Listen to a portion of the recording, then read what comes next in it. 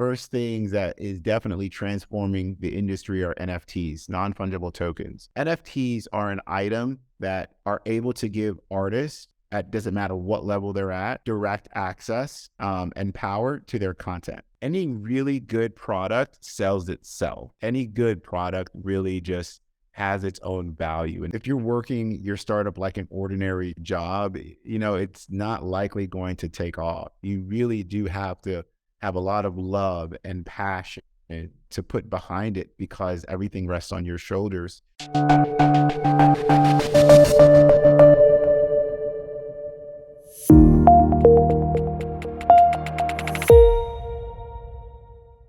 Hey guys, welcome to another episode of InvoTalks. This is Fatima Suhail, and today we are going to talk about the use of AI and the technology in the entertainment industry. This industry, the use of AI in the entertainment industry has grown up to 8.4 billion. So we came across an awesome app, Tap, which has an amazing super interface. And for explaining more what Tap does and what Tap is doing to make the difference in the entertainment industry, we have Gene with us. As far as I know about Gene, he is CEO of Tap. He is real tech savvy. He is climate enthusiastic, and he is a guy who loves dolphins. So, Gene, how are you? I'm doing good. How are you? Oh, and please call me Q. My full name is actually Jean Q, Oh, uh, but my friends call me Q. oh, I'm sorry. How are you, Q? I'm doing great. I'm doing great. Pleasure to be here, Fatima. Pleasure is all mine. Seriously, when I came across the app, I was like, we have to have them. They are awesome. Thank you very much.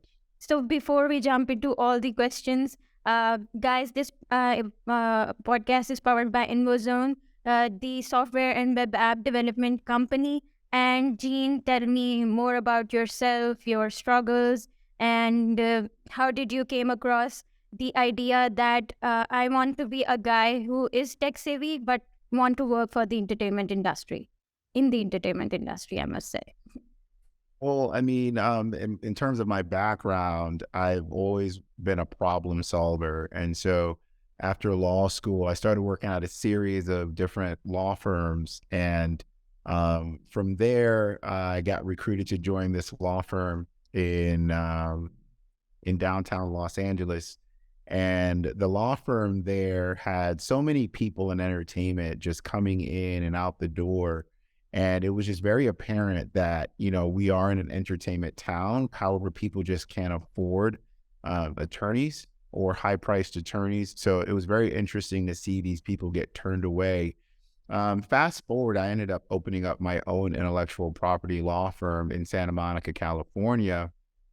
And just being in that area in Santa Monica, we were next door to Def Jam, Viacom, Lionsgate, Miramax, just a whole plethora of entertainment companies. And a lot of them became some of our clients. We prosecuted a lot of their patents and some of their trademarks as well. And just from hanging out in that circle, people were referring, saying, so, hey, can you help out a friend of mine? Or, hey, I was working on this production. Can you help me with this contract?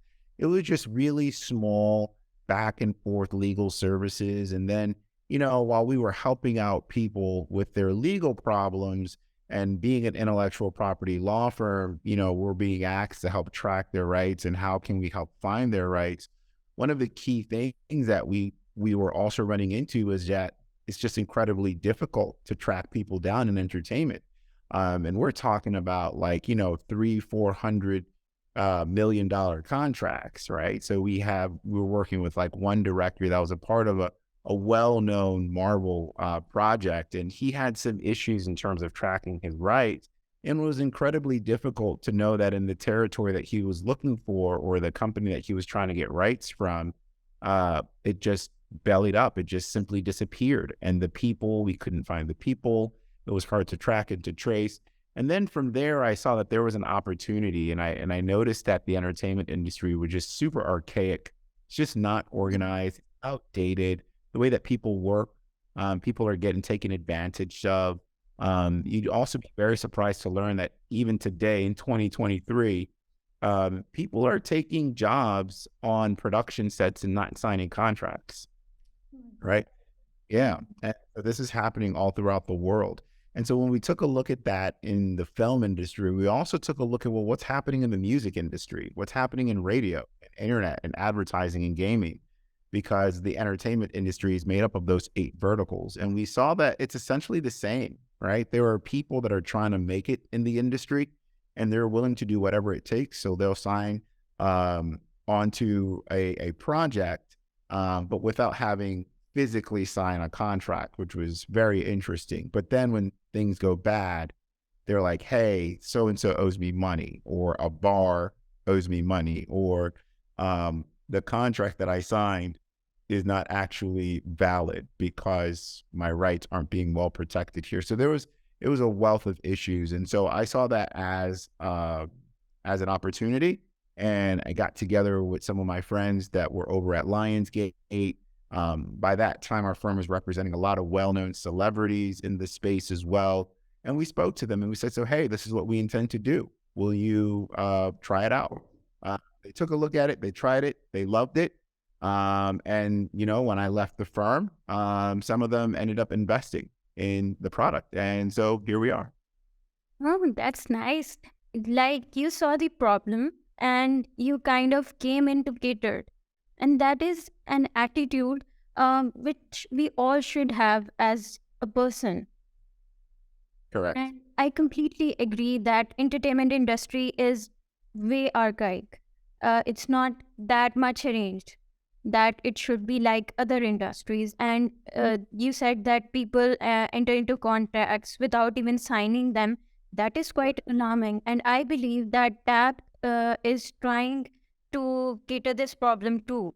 So from this, how TAP works for our audience, how TAP works, will you please shed a light on it?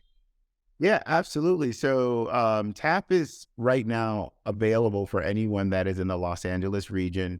And essentially you download the app. The very first thing you're going to run into is you have to be vetted. So you have to have a government issued ID, a license, and your passport to get onto the platform. So TAP will be a platform for everyone in entertainment that's legitimate. Everyone on the application has to have a profile picture, an actual profile picture of themselves. And then after they get verified, they join the platform. Our proprietary software automatically vets their experience through our technology. So if you say that, hey, you worked on X, Y, and Z project in the film industry or in music or in any of the entertainment verticals, we automatically verify to see if you did, if your legal name or your stage name is listed on the credits, and then we automatically link those credits to your government issued ID. This is going to be the first time ever where your credits in entertainment are attached to you forever. So now if you run into a problem 20, 30 years later and you have an issue, we'll be able to track and trace people that work in entertainment. So the overall global goal of the software is to be the industry standard all over the world for everyone in entertainment. So that way, it doesn't matter where you work. You can work here in the States, you can work in Pakistan, you can work in the Philippines, you can work in anywhere in Europe, and your credits in entertainment will be with you wherever you go. Mm. So that's the first part about it. And then the next part is being able to manage all of your productions on the platform. So you can create a new production and you can get a copyright, get that registered, and it's yours. You can also manage your entire production team. So we have this feature called the deal message thread. And within the deal message thread, you can organize all of your conversations from everything happening in your production.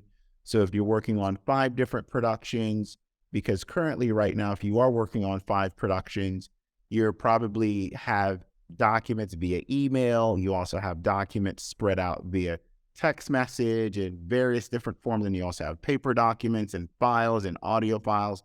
And they're spread around like your email, your phone, your text message, and physically inside of your voice memos. They're just everywhere. So what TAP has essentially done is we've streamlined the entire communication process where if you're working on 5 productions, you go into the deal message thread, you click on the production, and you're able to see all of your conversations in 1 to 100 different rooms inside of that one production. So that way, everything you need, you can always find it today, tomorrow, for the rest of your life. That's awesome. The record keeping, I would say it as a record keeping ability of TAP, which is quite interesting because it is common for all of us to lose contact because, just like you said, we are connected in many different phases like email, like voice messages, um, written communication in any other way. Yeah. So, yeah. So I want to know, the question came in my mind. Making tab must have been difficult somehow because I read that you guys are using AI and blockchain technology. Uh, Correct. so, uh, for our audience, I want to know because we have many startups and companies watching us who are struggling with different things. It is a reward for you that AI Tab is making its name, and it is the first app of its kind.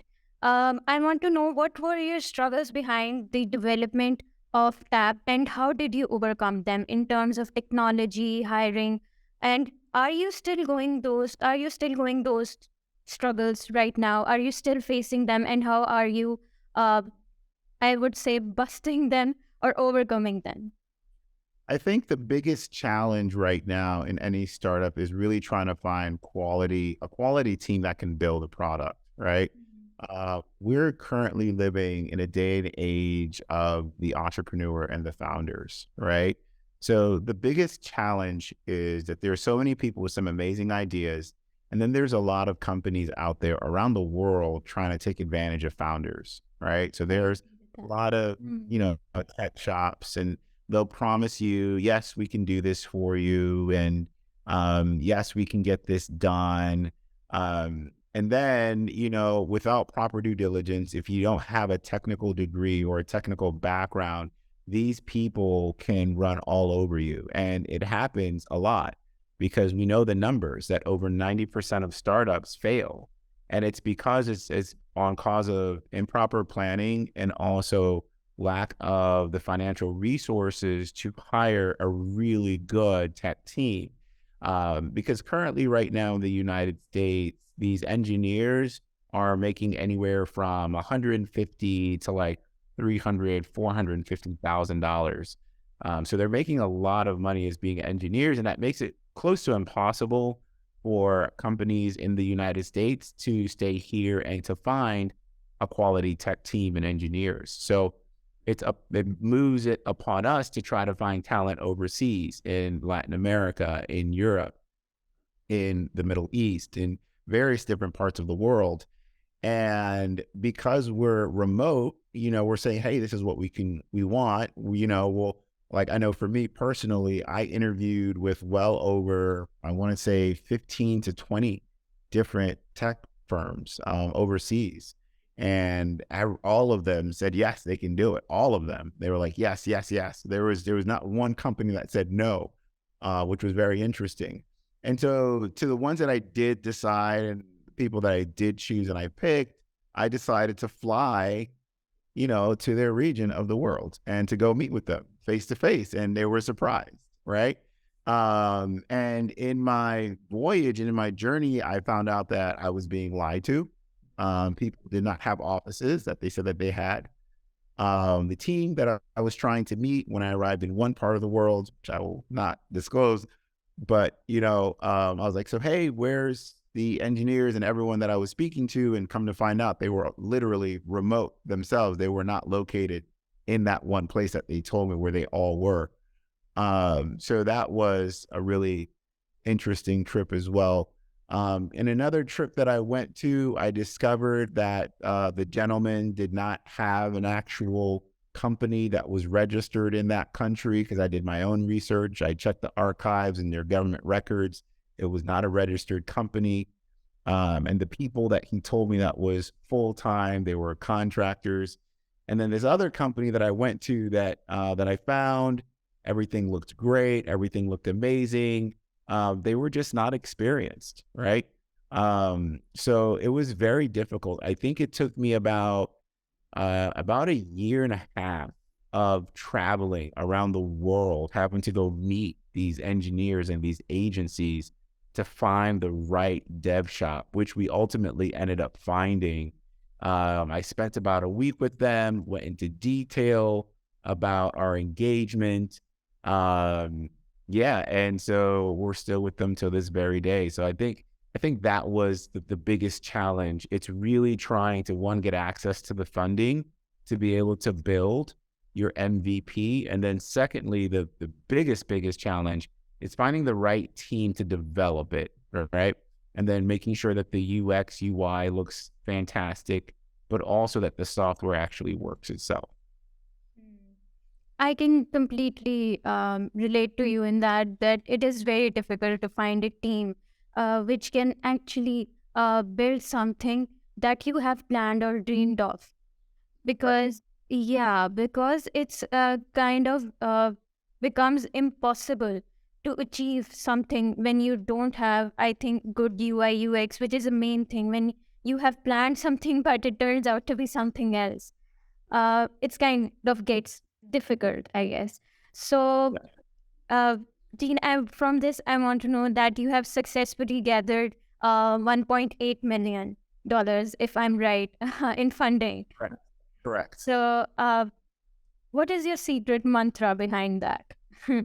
Well, so it's very interesting. One of the mindset that I've always adopted was that if we build a product, the people will come.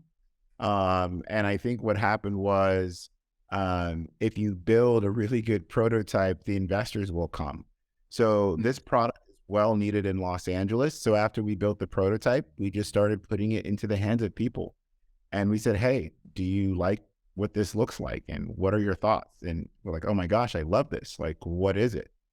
Told them like, hey, it's coming. Would you be interested in putting in some money? And we were asking people to put in a minimum of about 25,000.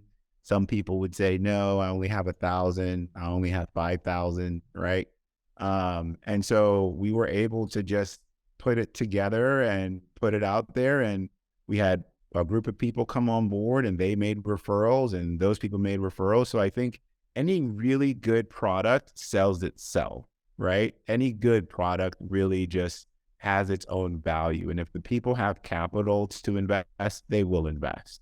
And it's having that confidence in your product and also that it can perform, getting it in front of the right people, people will come on board and invest. And just to be clear, we have no institutional investors at all. Everyone is pre-seed and they're a part of our pre-seed campaign and they've invested via a safe. Amazing. That's amazing. From this all, you traveled from continents of world to world to develop your product and then gathering investors. As you said, you don't have any institutional investor. I guess that must be difficult too, and putting your prototype in hands of people to try. From this all, I want to know how much it is important to have confidence in yourself when you are starting when you are starting something very new and bringing people towards it, because tap is something still very new. And so how much confidence do you think it is uh, important for a founder and a CEO to have him in himself to believe that this is going to work? So, I would say it has less to do about confidence and more to do about love and passion, right? Um, if you love something and you're passionate about it, it's not work for you. It really is a part of who you are. It's a part of your identity, and it's not something you're going to give up on. To be the founder or the CEO of a company, it takes a lot of hard work. It's going to take a lot of sacrifices. You're going to have to put in the hours, the sweat. You're going to have to miss out on stuff that's happening with your family sometimes. You're going to have to make some very interesting sacrifices, right? And so, an ordinary job if you're working your startup like an ordinary job, it's not likely going to take off. You really do have to have a lot of love and passion to put behind it because everything rests on your shoulders. And because the sacrifices are so big and so great, it's incredibly difficult to do that if you don't love it. You'll be able to just say, I'm not interested in doing this anymore and just give it up. But if you love what you're doing and it is making a difference and your idea and the passion that you have for your product is getting ready to change the world and you truly do believe that, then it will come to pass, right? The results will come so long as you continue to pour into your company and pour into your product, it will be successful. And the only way for you to pour that amount of love and attention is if you have enough passion to see it through to the end. Mm, amazing. So this just came in my mind. How do you keep balance between your work and your personal life? Because as a founder, I know that is something very difficult. But how do you, some key points for the people watching us that how they can at least try to maintain that balance? I think the biggest balance is if you're in a relationship or you're married or if you have children, right? It becomes a huge challenge because you have to ask yourself like, okay, how much of my time am I willing to share with this other person?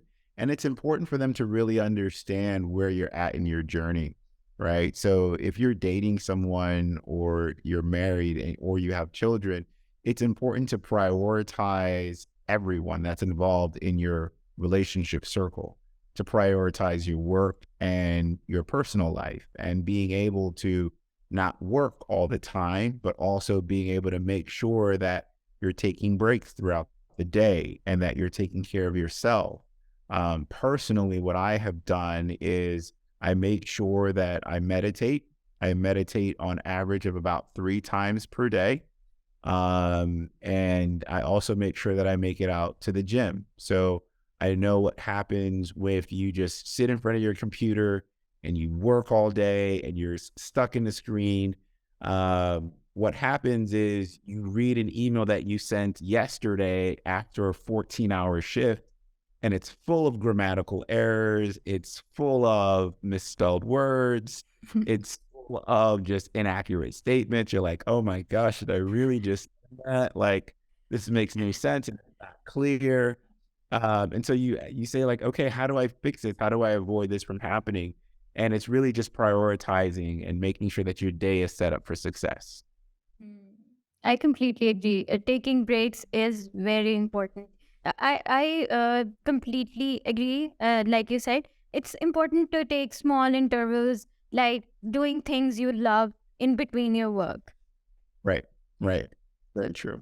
So before we leave you, Q, I want to know, as you're a person who is in the industry, I want to know 3 technologies for our audience, 3 technologies that are going to transform the entertainment industry in your view. Wow, that's a really good question. I think one of the first things that is definitely transforming the industry are NFTs, non-fungible tokens. Hmm. Uh, NFTs are NFTs are an item that are able to give artists, at doesn't matter what level they're at, direct access and power to their content. They have control over it, right? Hmm. So it depends as well on what level you're at in the entertainment industry, because now there's like a lot of lawsuits happening, especially if you're an artist that's signed by a label and you decide to make an NFT. Now you have the labels claiming ownership to that NFT, especially if it's a song that's been released on an album that is owned by the record label. And so there's a lot of gray lines with content creation now. And even most recently, I just saw like a music contract that literally states anything that's musically inclined, whether it be digital or non-digital, the company gets ownership of it. The record label gets ownership of it, the parent company. Um, And it was interesting reading that because they weren't specifically calling out NFTs, but they were calling out NFTs. They're saying, so, hey, anything in the realm of music that you create that's attached to you as an individual is their property. It was fascinating to read that these are the terms and the languages to date. It almost sounds like it could definitely be challenged, but people are signing, right? Uh, so I think NFTs are definitely transforming the industry. The other thing is artificial intelligence, AI technology. That is, Mm. yeah, apparently now there's a way for there to be AI models, right? So it's interesting. Do we continue down the path of hiring real models, or do we just create AI models and put them on our billboards and people won't know the difference between the two?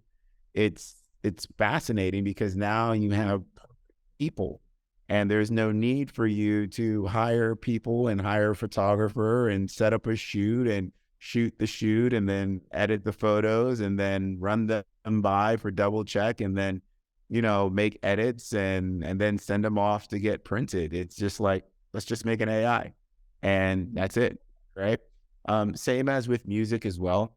With artificial intelligence technology, people are able to literally write lyrics and write songs, right? There's different platforms out there that are literally writing out blogs for you without a human being.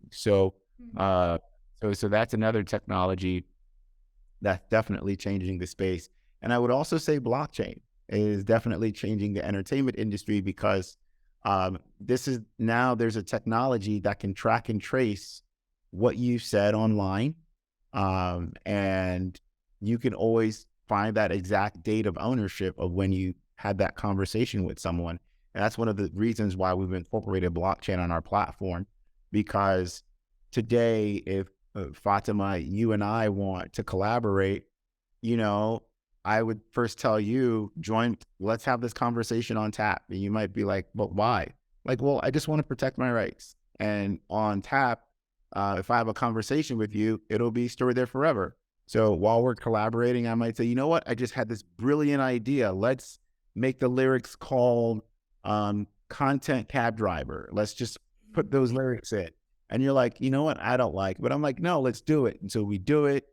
We record the song, and 20 years later, the song blows up. Someone takes it and it goes viral, right? And then I found out that you were the one that made it go viral and you've been getting all the money and you didn't tell me, right? And so now with our platform, with blockchain technology, we can show to the courts that that the conversation happened on a platform where the conversation or the contents can't be manipulated, right?